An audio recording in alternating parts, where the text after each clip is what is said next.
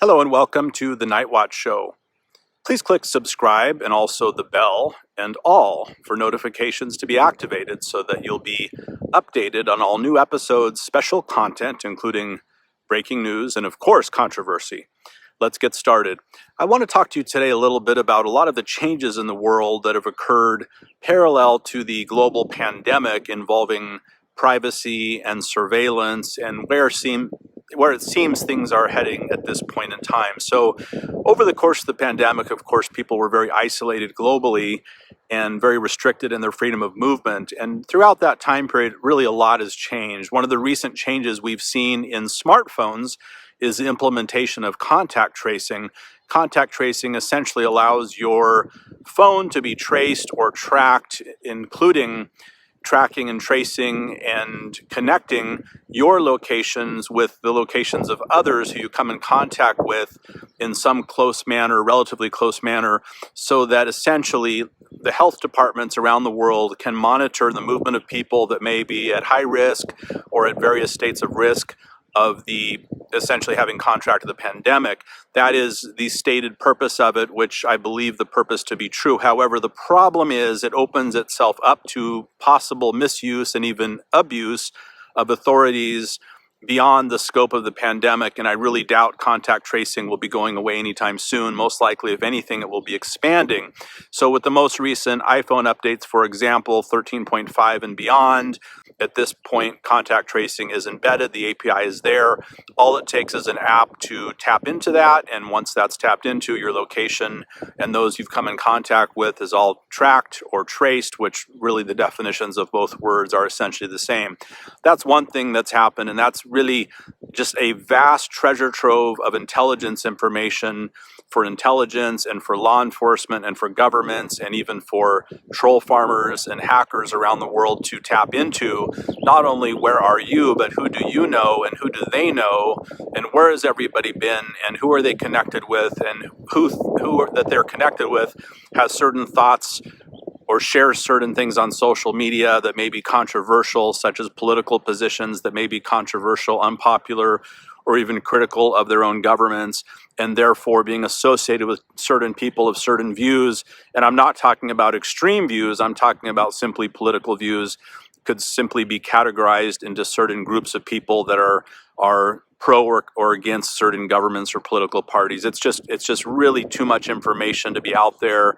And ultimately, when we see things like this happen, it seems that it's not the criminal masterminds of the world that suffers. It's just your average tax-paying, law-abiding citizen that ends up with less freedom, while the true villains of the world seem to go untouched by all of this and take precautions so that they're not affected by it.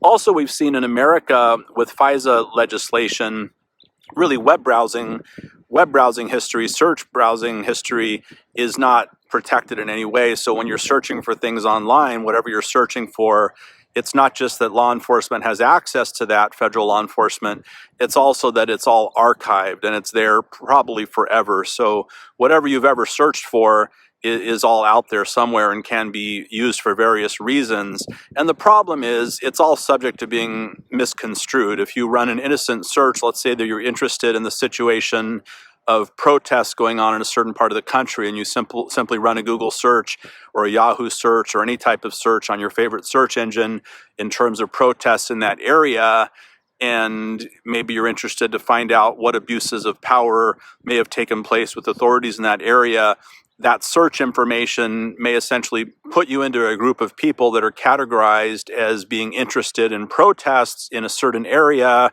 when in fact you're simply curious as far as what's going on there. It could easily be perceived that you're interested in taking part in something extreme when you're really not. That's been going on in America and other places. There's been very serious talk about using drones to fly overhead to take temperatures to scan for those that could be infected with the pandemic, which makes a lot of sense. But when you add overhead drones to contact tracing to no web browsing privacy and you put it all together, there is just such a lack of privacy and so much room for abuse of power and authority. And I know many of you will think, well, no problem, we can trust all the governments of the world to do the right thing always, but unfortunately history has shown that not to always be the case.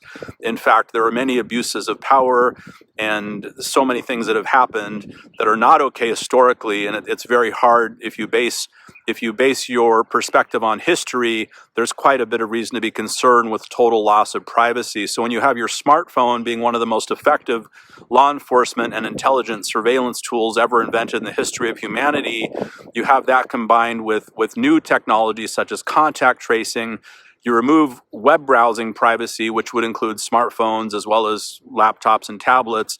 You add the possibility of overhead drones to it all, and you put this all into the context of limitations on freedoms, new laws that have been passed in certain parts of the world that can essentially categorize you into being a person who's anti-government when you're not, simply because you might be critical of a certain politician, or you might have a different political party alignment.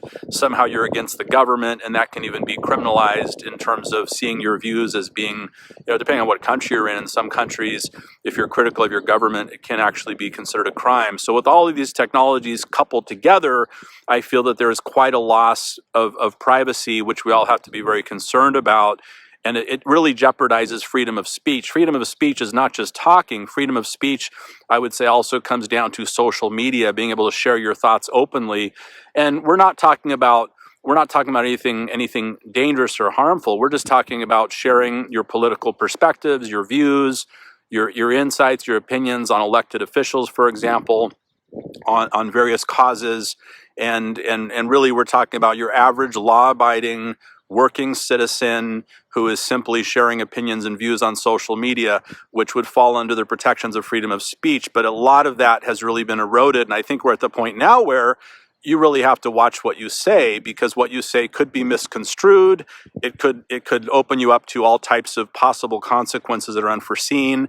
And not only that, it's not only that it can be used against you possibly now, but even 5 or 10 years from now, it can be used against you, as all of this data is, of course, archived in massive server farms, and it's there for probably all of time. So someday, if it doesn't affect you now, who knows in the future what changes occur that make all of this past information quite relevant and really quite damaging to your privacy. And unfortunately, what we see with a lot of these changes that happen around the world is they don't affect who they're intended to affect. They end up affecting everybody who is truly not posing any risk to governments or to humanity, but we all end up paying the price. And under the guise of kind of the greater good, it turns out to be the good people of the world suffer and the bad people of the world seem immune from these consequences. So just a wake-up call to be aware of what you're doing, what you're saying, what you're typing. I think we can still think what we want to think, but whenever you put it into writing or into words, or whenever you're associating with people that do put it into writing or into words through contact tracing, you may be categorized as being among that group of certain classifications of people who think certain things, because one of your friends does post things that are critical of the government, and you come into contact with them, you probably share the same views. You should therefore be watched too. And it just opens up to all kinds of possible adverse consequences. Thank you so much for joining this episode of The Night Watch. Please click subscribe, turn notifications on by clicking the bell and all. Thank you so much. Appreciate your joining the show.